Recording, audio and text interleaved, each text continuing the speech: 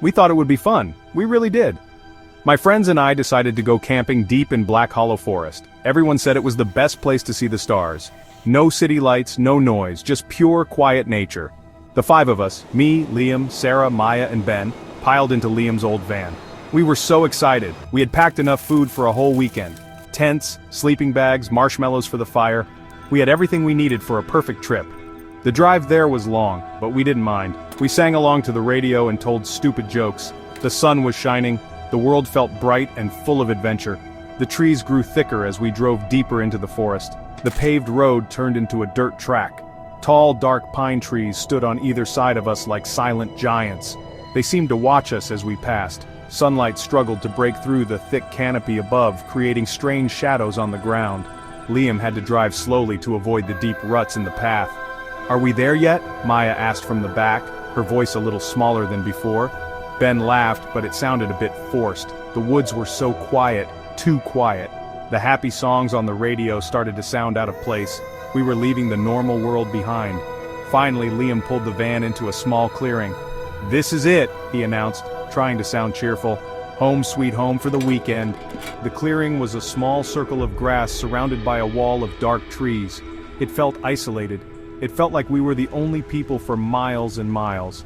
We unpacked our gear, our earlier excitement slowly being replaced by a strange feeling. The air was heavy and still. I looked around at the wall of trees. They were so tall they seemed to touch the graying sky. I couldn't shake the feeling that we were being watched. It was a silly thought, I told myself. It was just a forest. We set up our tents in a half circle, facing a stone fire pit in the middle. It was hard work, the ground was tough, and the tent poles kept slipping from our hands. We tried to keep our spirits up, making jokes about who was the worst at camping. Liam, being the self-proclaimed expert, ordered us around with a grin. But even his smile didn't quite reach his eyes. The sun was starting to set and the woods were getting darker. The shadows grew longer and seemed to twist into strange shapes. I kept glancing over my shoulder into the deep, dark woods. A cold feeling started to creep up my spine. Something felt wrong about this place. Very wrong. As darkness fell completely, Liam finally got a fire going. The flames leaped up, orange and yellow, pushing back the shadows. The fire was warm and comforting. It made the scary forest seem a little less threatening. We all gathered around it, sitting on logs we had dragged over. The crackling of the fire was the only sound for a while. It felt like our small circle of light was the only safe place in the entire world. Ben pulled out a bag of marshmallows and we found sticks to roast them on. The sweet, sticky smell filled the air. For a little while, everything felt normal again. We were just 5 friends camping out under the stars. Soon the laughter started. Maya told a funny story about her cat, and we all laughed until our stomachs hurt. Ben tried to juggle 3 marshmallows and ended up dropping them all in the dirt, which made us laugh even harder. The firelight danced on our faces, making us look happy and carefree. I looked around at my friends, Liam, our brave leader, Sarah with her kind smile, Maya, always ready with a joke, and Ben, the goofy heart of our group. I felt a wave of affection for them. These were my people. I was so glad we were all here together. The earlier feelings of dread started to melt away in the warmth of the fire and friendship. Sarah started telling a ghost story. It was a classic one, about a camper who gets lost in the woods. She lowered her voice to a spooky whisper and we all leaned in closer to hear. And then she whispered, her eyes wide. He heard a twig snap behind him. Just as she said that, a real twig snapped somewhere in the darkness beyond our campfire. We all jumped. For a second, no one breathed. Then Ben burst out laughing. "Nice one, Sarah. Did you plan that?" Sarah shook her head, a little pale. "I didn't do that," she said quietly. We all looked out into the blackness, but we couldn't see anything, just endless silent trees. We tried to laugh it off. "Probably just an animal," Liam said, poking the fire with a stick, "a squirrel or a raccoon." We all agreed, but the mood had changed. The laughter died down. The ghost story was forgotten. We sat in silence for a while, listening to the crackle of the fire. Every little sound from the woods now seemed magnified. A rustle of leaves, the hoot of a distant owl, the whisper of the wind through the pines. Each sound sent a little shiver down my spine. The forest didn't feel empty anymore. It felt like it was listening to us, waiting. The darkness beyond our firelight felt deep and alive. Later that night we all went to our tents. Liam and Ben shared one tent, and Maya, Sarah, and I were in the other. I zipped up our tent flap, feeling a little safer with the thin layer of nylon between me and the woods. But the quiet was somehow worse inside the tent. I could hear every little thing. The sound of my own breathing seemed loud. Maya and Sarah fell asleep quickly. Their soft snores filled the small space. I wished I could fall asleep too, but my eyes were wide open. I kept thinking about that twig snap. It was probably just an animal, right? But what if it wasn't? I lay there for what felt like hours, staring up at the dark ceiling of the tent. My mind kept racing. I imagined all sorts of scary things lurking just outside, monsters from movies, ghosts from Sarah's story. I told myself I was being silly. I was letting my imagination run away with me. I closed my eyes tight and tried to think of something else. I thought about school. I thought about my family. I thought about my dog, but my thoughts kept drifting back to the deep, dark woods surrounding us. The silence was unnerving. It was a heavy, pressing silence that felt like it was trying to crush our little camp. That's when I heard it. It was a sound that didn't belong. It wasn't an animal. It wasn't the wind. It was a whisper. A soft, dry whisper, like dead leaves skittering across pavement. It came from just outside our tent. I froze. My heart started pounding in my chest like a drum. I held my breath, listening. The whispering sound came again, closer this time. It sounded like a word, but I couldn't understand it. It was a language I had never heard before. A cold dread washed over me. I was too scared to move, too scared to even breathe. Who was out there? What did they want? I wanted to wake up Maya and Sarah. I wanted to scream for Liam and Ben, but I couldn't. Fear had glued my mouth shut. My body wouldn't obey my commands. I just lay there, a statue made of ice, listening to the strange whispers circle our tent. The sound moved slowly, deliberately. First on one side, then behind us, then on the other side. It was like something was inspecting us, sizing us up. Then, as suddenly as it had started, the whispering stopped. There was only silence again, but this silence was worse. It was an empty, waiting silence. I knew with a certainty that chilled me to the bone that we were not alone in Black Hollow. The next morning, the sun felt like a miracle. Its warm light chased away the terrifying shadows of the night. I had barely slept. When I finally crawled out of the tent, my body ached with tension. Liam and Ben were already making breakfast over the fire. They were laughing about something. They hadn't heard the whispers. I almost convinced myself I had dreamed it all. It seemed so unreal in the bright morning light. Maya came out of the tent a minute after me, yawning and stretching. "Morning," she mumbled. "Did Sarah already get up?" I looked around. Sarah wasn't by the fire. Her sleeping bag was empty. "Maybe she went to the bathroom," Liam suggested, flipping a pancake. We all nodded. That made sense. We waited for a few minutes, then a few more minutes. The pancakes were ready, but Sarah still wasn't back. A small knot of worry started to form in my stomach. "I'm going to go check on her," Maya said, her voice a little tight. She walked toward the edge of the woods in the direction we had designated as the bathroom area. We all watched her go. The forest seemed to swallow her up as soon as she stepped under the trees. The woods looked different in the daylight, less menacing, but still strange. The trees were packed so tightly together. Maya came back a few minutes later. Her face was pale. "She's not there," she said, her voice trembling slightly. "I called her name." There was no answer. Panic started to set in. Real cold panic. "Okay, let's not freak out," Liam said, trying to be the leader. "She probably just went for a little walk. Let's spread out and call for her." We all agreed, but the fear was visible on our faces. We started shouting her name. "Sarah! Sarah! Where are you?" Our voices echoed strangely in the quiet woods. The only answer was silence. A deep, profound silence that seemed to mock our desperate calls. It felt like the forest was holding its breath. We searched for an hour. We walked in circles around the camp, calling her name over and over. We looked behind every tree, under every bush. There was no sign of her. No footprints, no broken branches. It was as if she had simply vanished into thin air. The happy camping trip was over. Now, we were just four scared kids, lost in a place that felt wrong. The sun was high in the sky, but I felt a chill that had nothing to do with the temperature. The whispers from the night before came back to me. They hadn't been a dream. Something had been out there, and I had a terrible, sinking feeling that it had taken Sarah. As the sun began to set on the second day, our hope turned to pure terror. Sarah was still gone. We had to face the horrible truth. We weren't going to find her. We decided we had to leave. We had to get help. We frantically started packing up our camp, just throwing everything into the van. Our hands were shaking, every sound made us jump. The woods were growing dark again, and the shadows were returning. The friendly trees of the morning now looked like twisted, skeletal fingers reaching for us. We had to get out of there. We had to get out before night fell completely. Liam jumped into the driver's seat and turned the key. The engine sputtered, it coughed, and then it died. He tried again, and again. Nothing. The van was dead. A wave of despair washed over me. We were trapped, stuck in this horrible place for another night. Maya started to cry, her sobs echoing in the quiet clearing. Ben tried to comfort her, but he was pale and trembling. "It's okay," he said, his voice cracking. "We'll be okay." But none of us believed him. We were stranded in Black Hollow and something terrible was out there with us. The last rays of sunlight disappeared, and the forest plunged into darkness. We rebuilt the fire, making it as big as we possibly could. We huddled close to it, our backs to the flames, staring out into the impenetrable darkness. The woods were alive with sounds tonight, not the normal sounds of a forest. There were strange clicks and low growls, and then there was a smell, a horrible sweet smell like rotting meat and damp earth. It drifted in on the breeze, making me gag. We knew we weren't imagining it. We were all smelling the same awful thing. The fear was a physical thing now. It was a cold weight in my stomach and a tight band around my chest. We were prey. And the hunter was closing in.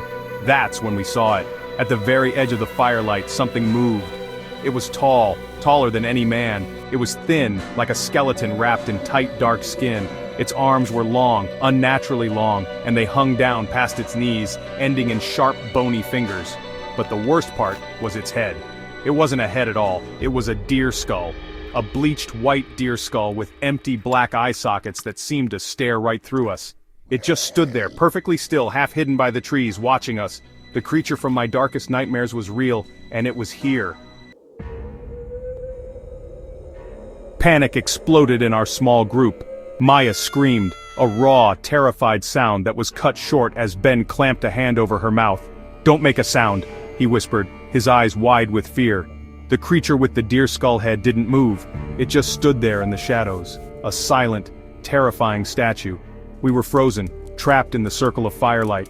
My mind couldn't process what I was seeing. It was impossible. Things like that didn't exist, but it was there. I could see the way the firelight flickered off its smooth, white skull. I could see the dark, empty sockets where its eyes should have been. It felt like it was looking directly at me. Suddenly it moved. It didn't walk, it glided. It slid back into the total darkness of the woods, disappearing as silently as it had appeared. For a moment we were too stunned to do anything. Then Liam grabbed my arm. "The van! We have to try the van again." We scrambled away from the fire, stumbling over each other in our haste. Liam jumped back into the driver's seat, his hands shaking so badly he could barely get the key in the ignition. He turned it. Again the engine just coughed and died. He slammed his fist on the steering wheel in frustration. "It's no use!" he yelled. "We were well and truly stuck!" "We have to run," Maya whispered, her voice hoarse with terror. "We have to get out of the woods on foot." It was a crazy idea. It was pitch black. We didn't know which way to go, but it was better than sitting here, waiting for that thing to come back. "She's right," Ben said, nodding. "We have to try." We grabbed our flashlights and made a run for it. We chose a direction at random and plunged into the trees, away from the clearing.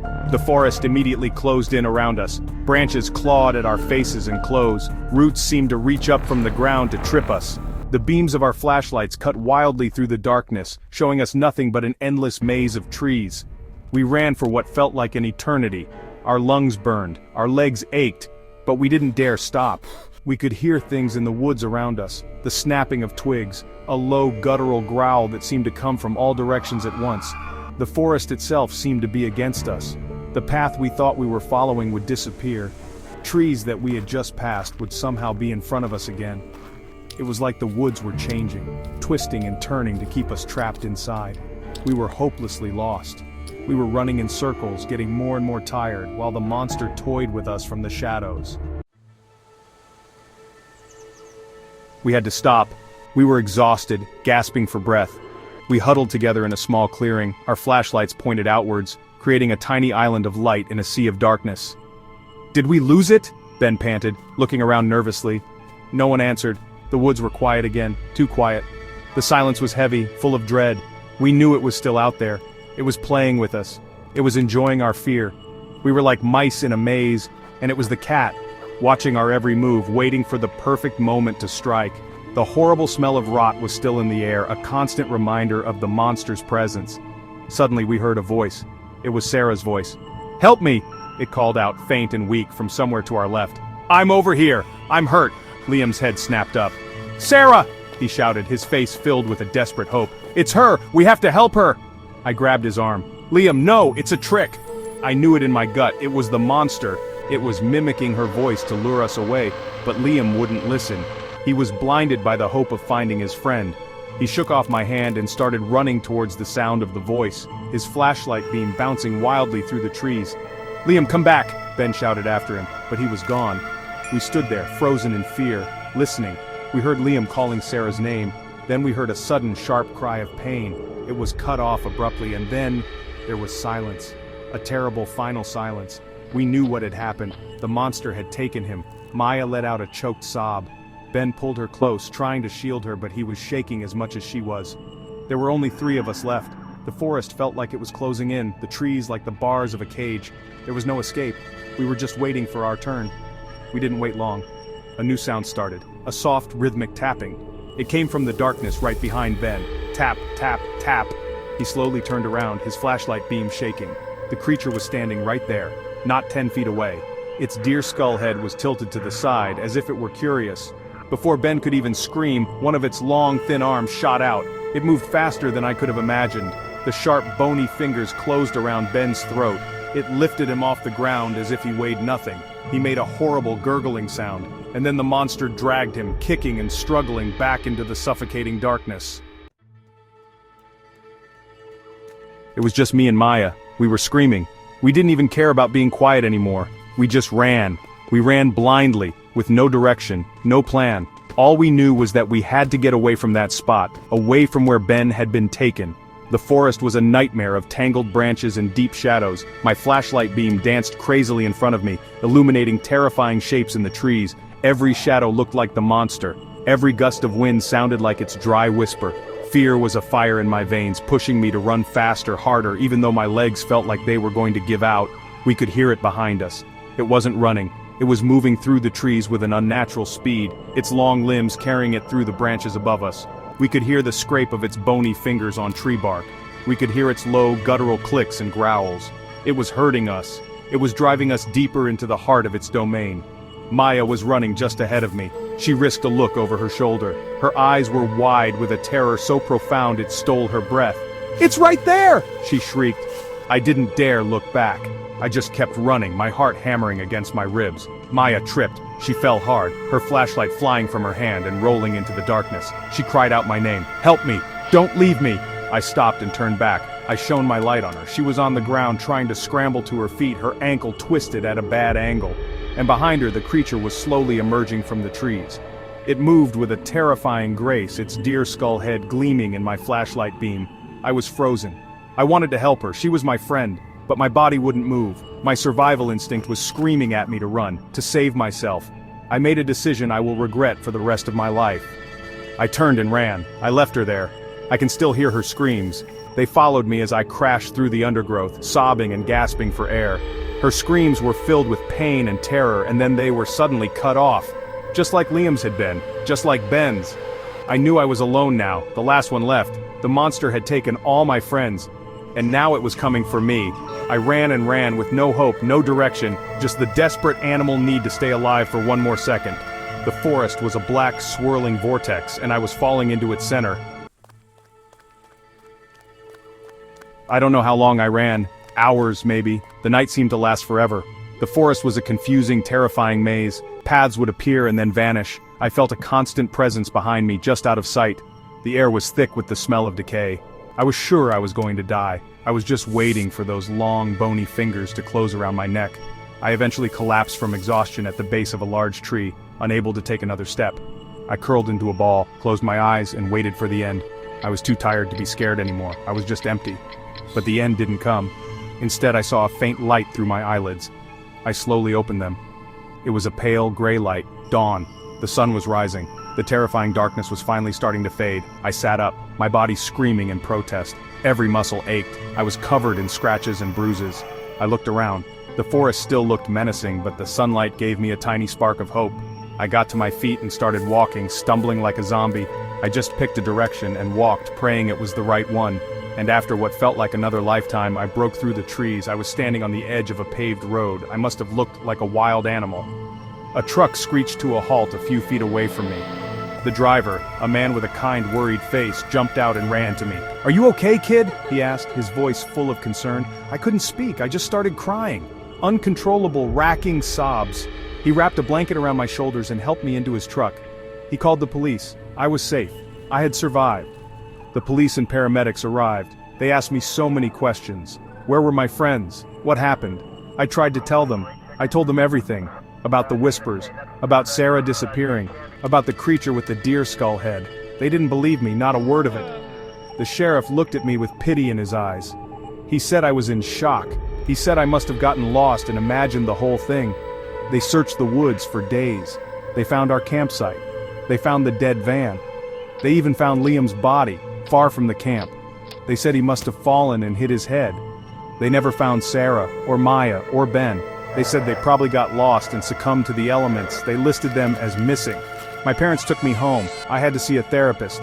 Everyone told me I had created a monster in my mind to cope with the trauma. But I know what I saw. It was real. And sometimes late at night when the house is quiet, I feel it. I feel the monster from Black Hollow, and I know it's still out there, waiting.